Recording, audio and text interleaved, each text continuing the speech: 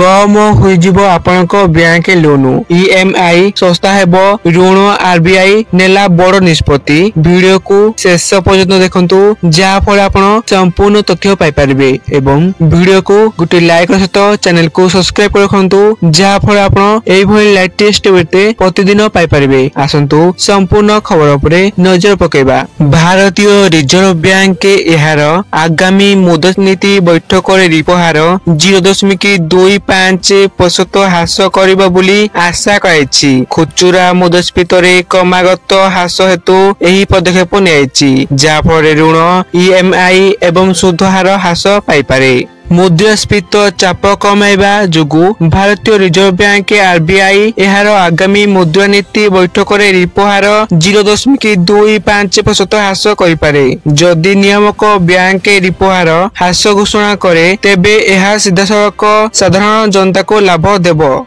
तेणु ऋण ईएमआई ह्रास पाइबो एवं सस्ता हार रे ऋण पाइबार संभावना मध्य वृद्धि पाइबो। उपभोक्ता मूल्य सूचकांक उपरे आधारित खुचुरा मुद्रास्फीति गत 2 मास धरी सरकारक सर्वनिम्न लक्ष्य 2% तले रहिछि। तेणु किछि विशेषज्ञक मतरे आर्थिक उन्नति हेतु आरबीआई सुध हार ह्रास करिबो नाही। सरकारी खर्च रे ह्रास लक्ष्य भेदकारी सरकारी निवेश एवं जीएसटी हार ह्रास भली संस्कार द्वारा एही बुद्धि को आहुरी मजबूत कराइछि। मुद्रानीति कमिटी डिसेंबर 3 रु 5 तारिख मध्यरे बैठक करिबो नै सूचना रहिछि एवं RBI governor Sanjay Malhotra December 5 रे निष्पत्ति घोषणा करिबे। केंद्रीय बैंक गत वर्ष फेब्रुआरी रे हार ह्रास करिबा आरंभ करथिला। रेपो हार को मोटू 1%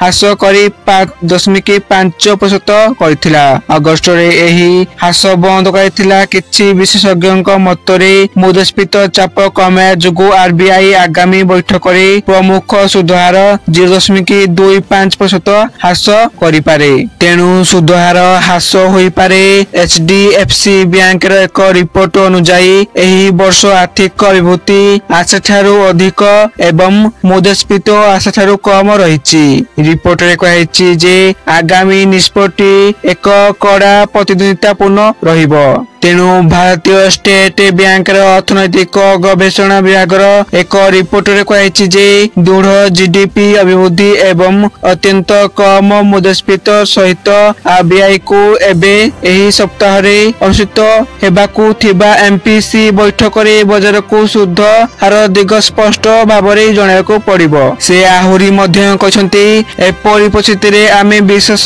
करूनाहु जे शुद्ध हार रे कोनोसी परिवर्तन हेबा उचित।